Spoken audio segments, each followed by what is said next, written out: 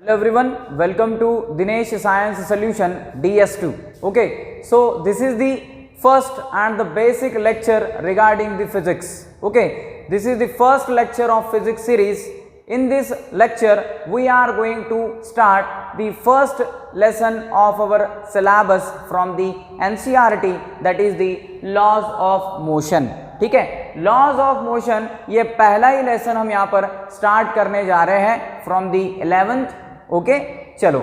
सो ये जो लेसन है that is a laws of motion. ये कोई नया लेसन नहीं है आपके लिए, आपने 9th 10th स्टैंडर्ड में इसके बेसिक्स पढ़े हैं. ठीक है, बेसिक्स आपने इस लेसन के यहाँ पर कंप्लीट किए हैं, that is 9th as well as 10th standard के अंदर. ठीक है, ओके. सो इसके अंदर अपने को क्या पढ़ना है, अब हमें यहाँ पर डेप्थ के अंदर जाना है. जो हमने 9th में 10th में पढ़ा था उससे ज़्यादा और भी कुछ एक्स्ट्रा चीज़ें, एक्स्ट्रा कॉन्सेप्ट्स हम यहाँ पर कवर करने वाले हैं. ओके, चलो. सो सबसे पहले इस लेसन का इंट्रोडक्शन में यहाँ पर डिस्कस करता हूँ. So introductory part of this lesson. Okay, first of all one of the sentence I have written on the board. So let us try to understand what is the meaning of this sentence. Okay, so let us see. To change the state of an object. देखो क्या meaning है इसका, to change the state मतलब object की state. Okay, complete sentence अगर मैं पढ़ता हूं यहां पर, to change the state of an object that is rest and motion an external agency is required.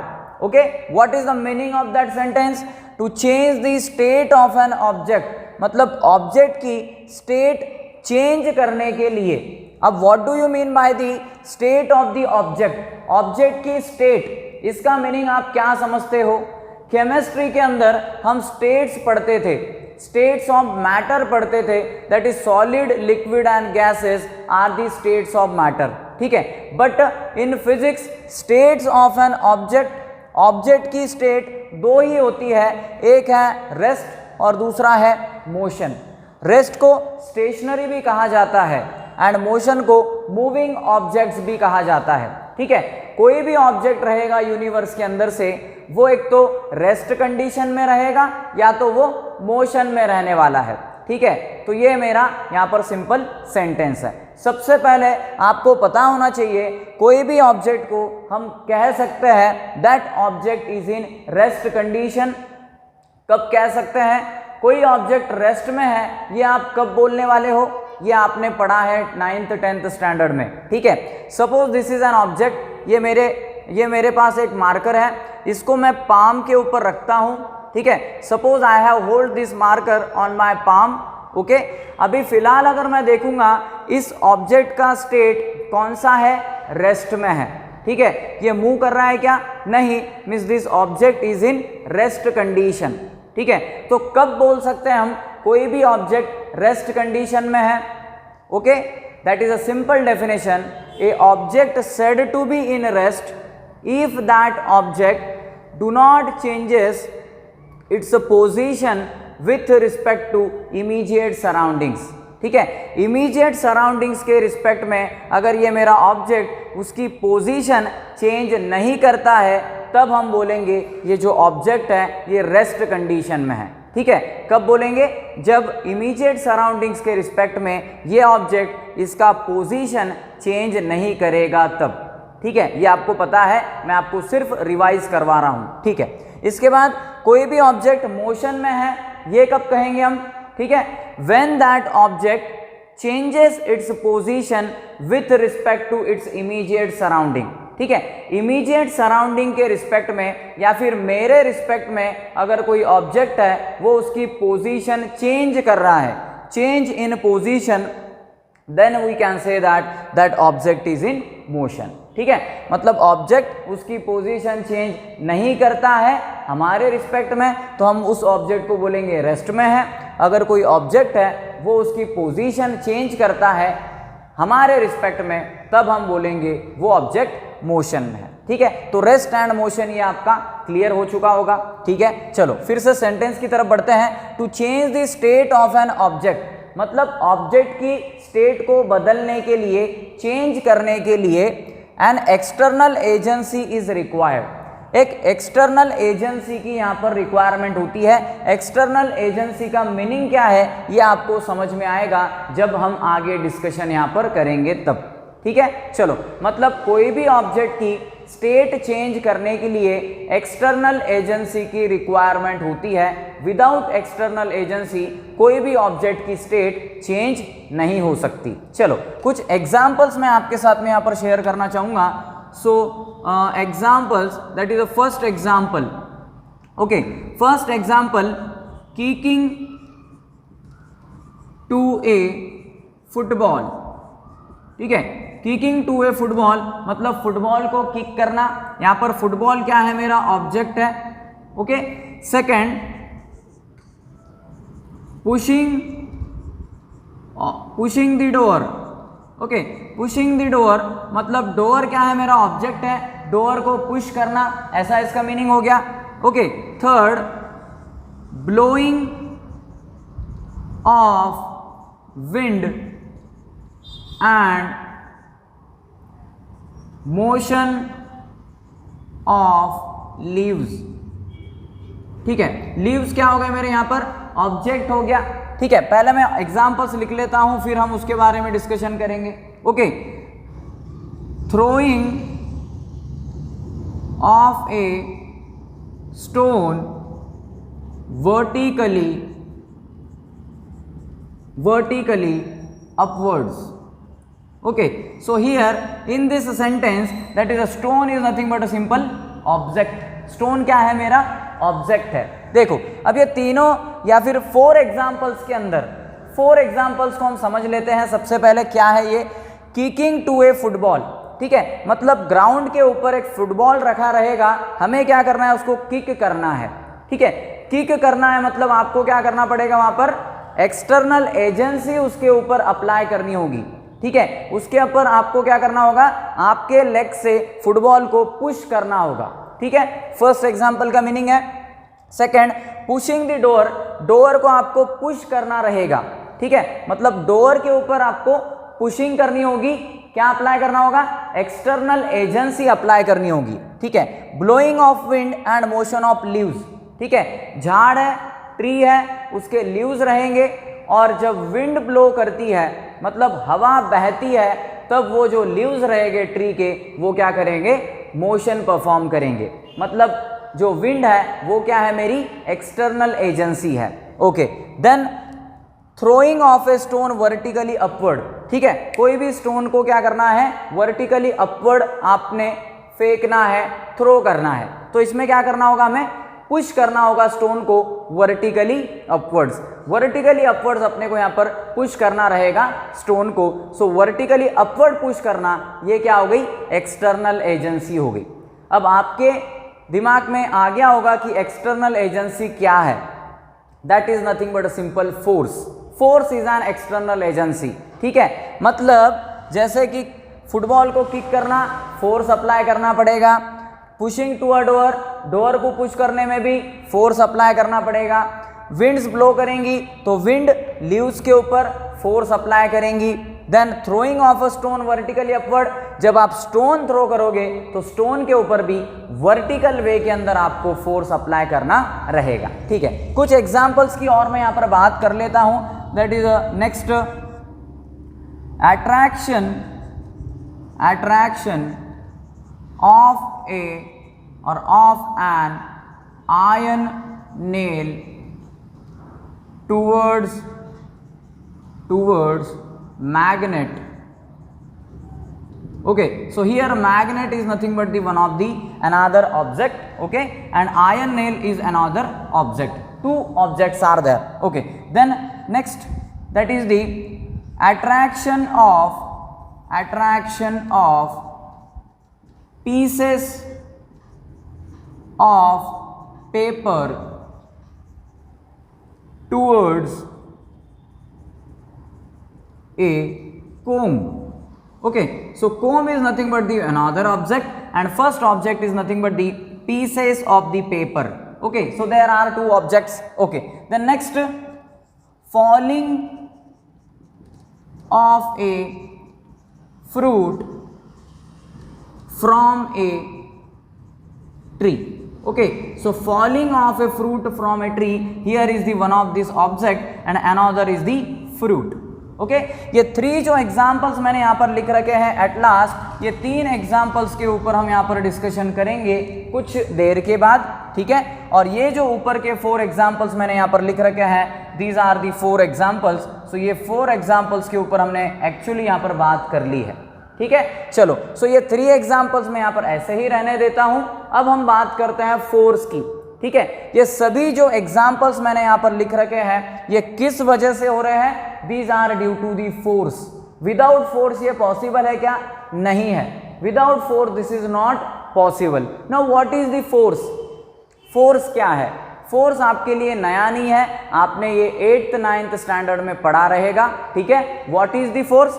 चलो फोर्स के बारे में बात करते हैं, उसका डेफिनेशन क्या है, एक्चुअली फोर्स क्या रहता है, लेट अस सी। ओके, सो फोर्स क्या है? What is the force? Okay, force is a physical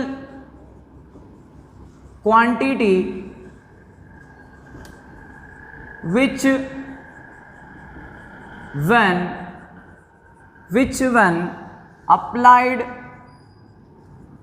on an object, the state of that object get changes, ठीक है। देखो, this is a simple definition of the force. चलो समझते हैं क्या है डेफिनेशन फोर्स का। फोर्स एक फिजिकल क्वांटिटी है। Okay, force is a physical quantity. Now what do you mean by physical quantity? Physical quantity is a quantity that we can major.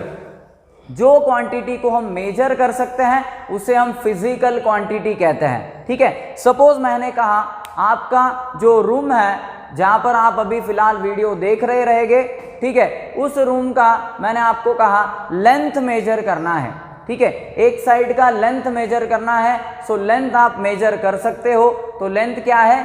Physical quantity है। अगर मैंने आपको कहा उस रूम का एरिया आप मेजर करो, तो एरिया भी आप मेजर कर सकते हो। Area is also an physical quantity, ठीक है। सपोज मैंने कहा ये मेरे हाथ में मार्कर है, इसका आपने वेट मेजर करना है, तो वेट भी आप मेजर कर सकते हो। तो वेट भी क्या है?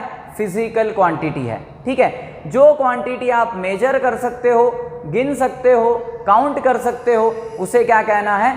फिजिकल क्वांटिटी कहना है। Okay, so force is also an physical quantity. Force भी आप मेजर कर सकते हो, इसलिए ये भी क्या है? फिजिकल क्वांटिटी है, ठीक है। आगे, विच when applied on an object, ठीक है। जब भी फोर्स हम अप्लाई करेंगे कोई भी ऑब्जेक्ट के ऊपर, ठीक है, कोई भी ऑब्जेक्ट के ऊपर जब आप फोर्स अप्लाई करोगे, क्या होने वाला है? The state of that object get changes. उस ऑब्जेक्ट का जो स्टेट रहने वाला है, state. Now what do you mean by state? State are the two, that is the first is the rest and another is the motion, ठीक है। Rest and motion ये दोनों भी क्या है मेरे? स्टेट ऑफ मैटर्स होते हैं, sorry states of an object. States of matter, solid, liquid, gas, वो उधर ही छोड़ देना है। तो इधर स्टेट का मीनिंग क्या है? रेस्ट एंड मोशन, ठीक है। मतलब कोई भी ऑब्जेक्ट के ऊपर अगर मैं फोर्स अप्लाई करता हूं तो उसका स्टेट क्या होने वाला है? चेंज होने वाला है, ठीक है। अगर रेस्ट वाले ऑब्जेक्ट के ऊपर अगर हम फोर्स अप्लाई करते हैं तो वो मोशन में आ जाएगा, ठीक है। कैसा इसका एग्जांपल ले सकता हूं? Suppose this is a marker, अभी फिलहाल कैसा ये रेस्ट कंडीशन में है। अब मैं क्या करूंगा? इसके ऊपर फोर्स अप्लाई करूंगा, तो जैसे ही मैं इसके ऊपर फोर्स अप्लाई करूंगा that will comes into the motion. Okay, so state get changes after the application of force. This is a simple funda is there. Okay, जैसे ही हम यहाँ पर रेस्ट वाले ऑब्जेक्ट के ऊपर फोर्स अप्लाई करेंगे तो वो मोशन में आने वाला है, ठीक है। वैसे ही अगर ये ऑब्जेक्ट है, ये मोशन में है, और अगर मैं इसके ऊपर फोर्स अप्लाई कर देता हूं ऐसे, ठीक है, ये ऑब्स्टैकल के फॉर्म में मैं अगर यहाँ पर फोर्स लगाता हूं तो ये ऑब्जेक्ट की स्टेट चेंज हो जाएगी। मोशन से ये कैसे आ जाएगा? रेस्ट के अंदर आ जाएगा, ठीक है। सो ऑब्जेक्ट में also can change from the motion with respect to the rest after the application of force, ठीक है। रेस्ट वाले ऑब्जेक्ट को आप मोशन में ला सकते हो फोर्स लगा करके, मोशन वाले ऑब्जेक्ट्स को आप रेस्ट में ला सकते हो फोर्स लगा करके, ठीक है। This is a simple force is that, ये फोर्स की यहाँ पर बात हो चुकी है, ठीक है। या फिर एक सिंपल स्टेटमेंट में आपको समझाना चाहूंगा, for moving a stopping body force is required, okay.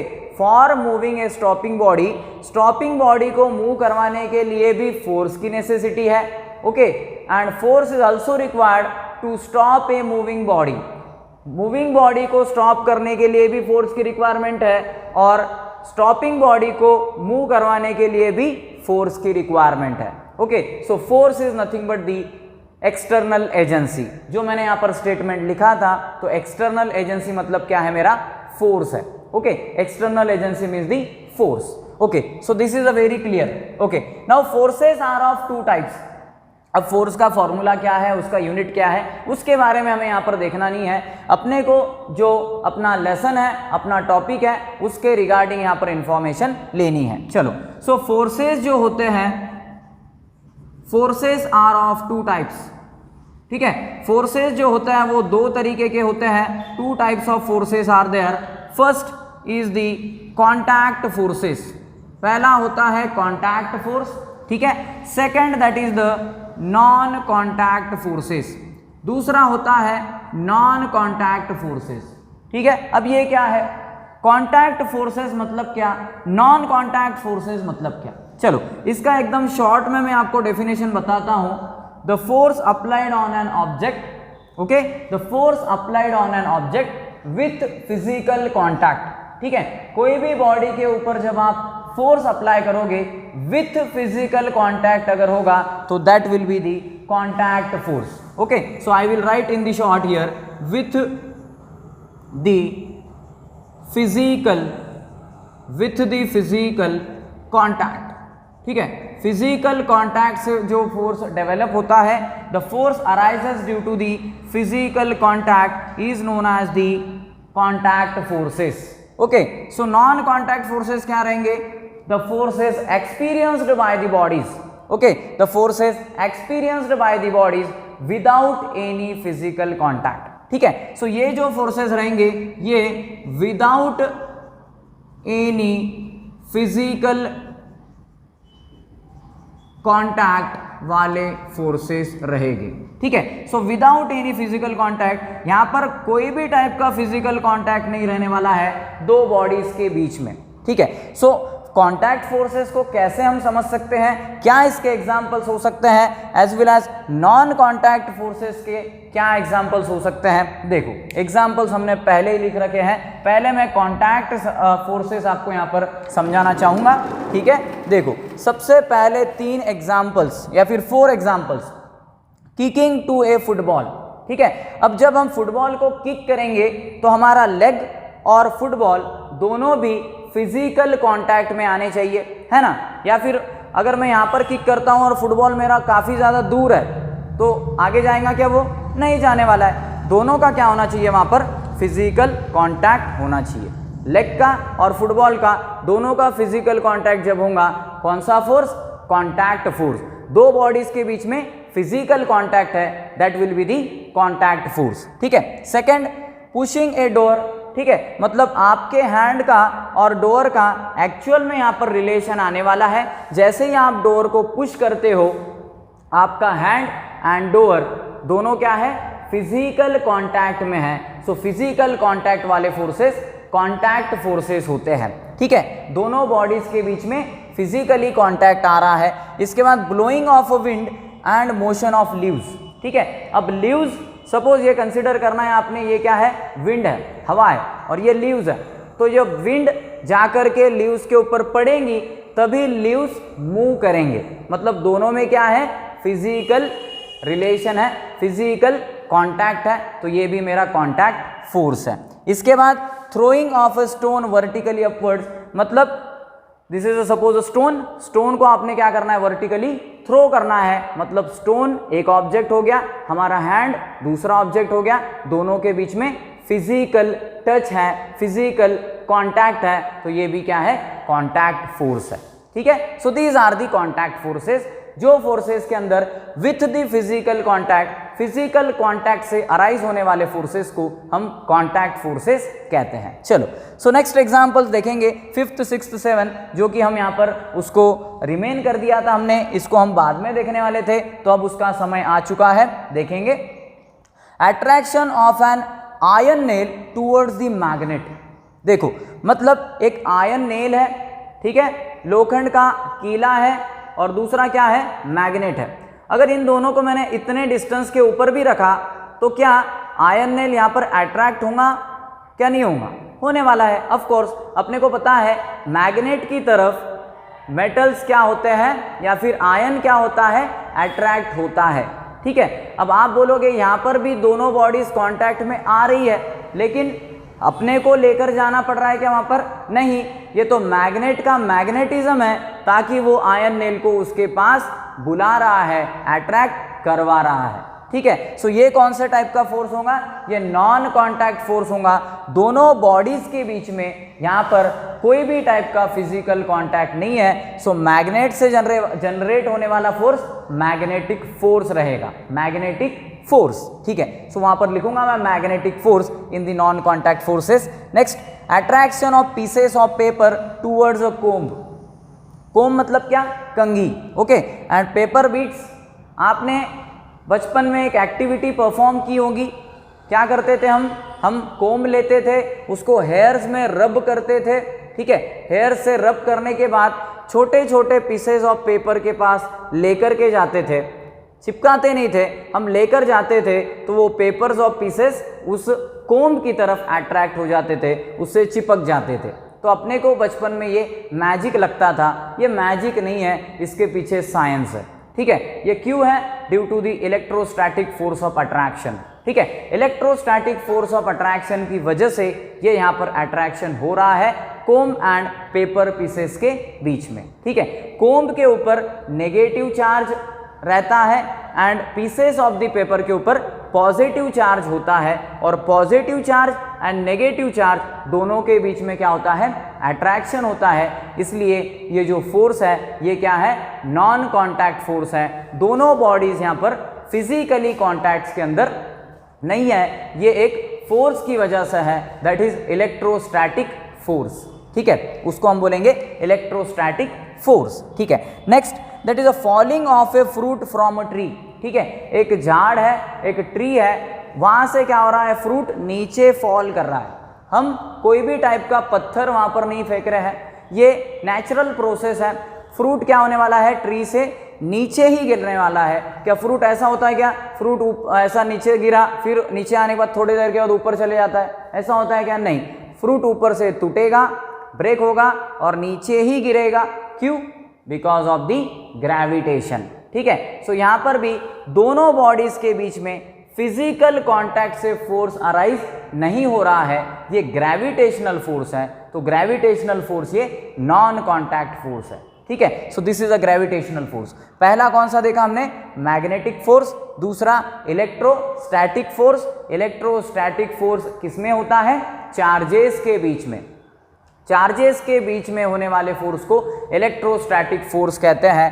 And last, that is the gravitational force. तो ये तीनों भी फोर्सेस जो हैं ये एग्जाम्पल्स है, ठीक है। कौन से फोर्सेस के एग्जाम्पल्स हैं, ये यहाँ पर हम लिख सकते हैं। दैट इज द फर्स्ट, पहला जो हमने देखा, that is an example of magnetic force, ठीक है, जो कि मैग्नेटिक फोर्स का एग्जाम्पल था, ठीक है। सेकंड, जो हमने कोम्ब वाली एक्टिविटी की थी, वो मेरा इलेक्ट्रोस्टैटिक फोर्स था, okay, that was the electrostatic force, okay. And the last that example we have taken over here, falling of a fruit from a tree, that is due to the gravitation, so gravitational force, ठीक है। So all the three are the non contact forces because there is no physical contact between the two bodies। यहाँ पर दो bodies के बीच में कोई भी type का फिजिकल कांटेक्ट नहीं होता है, ठीक है। सो ये क्या है, मेरा नॉन कांटेक्ट फोर्स है, ठीक है। सो this is a simple introduction of this lesson.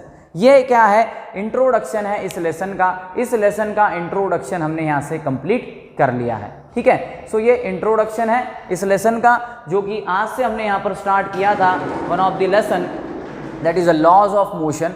फिर से देख लेते हैं, 2 मिनट में हम इसको रिवाइज कर लेते हैं। सबसे पहले हमने क्या देखा, change the state of an object that is rest and motion and external agency is required, ठीक है। कोई भी ऑब्जेक्ट का स्टेट चेंज करने के लिए एक्सटर्नल एजेंसी की जरूरत होती है। एक्सटर्नल एजेंसी मतलब क्या, फोर्स। अब आपको क्लियर हो चुका रहेगा, ठीक है। सो उसके एग्जांपल्स देखे हमने। अब फोर्स क्या होता है वो पढ़ा हमने, है ना। फोर्स क्या एंटिटी है वो देखा। फोर्सेस कितने टाइप्स के होते हैं ये भी हमने देखा। कांटेक्ट फोर्स मतलब क्या होता है, नॉन कांटेक्ट फोर्स मतलब क्या होता है, ये सभी पॉइंट्स अपन ने यहाँ से कंप्लीट कर लिए हैं। Okay, in the next lecture we will start the actual lesson. Okay, actual lesson हम यहाँ से स्टार्ट करेंगे। ये एक्चुअल लेसन नहीं था क्या, यस ये भी एक्चुअल लेसन था, but this is a simple introduction. ये इंट्रोडक्शन है इस लेसन का। नेक्स्ट लेक्चर में हम Aristotle's fallacy and the laws of the inertia as well is the Newton's laws of motion की तरफ बढ़ेंगे, ठीक है। So today we shall stop over here and next part will continue in next lecture. Thank you very much.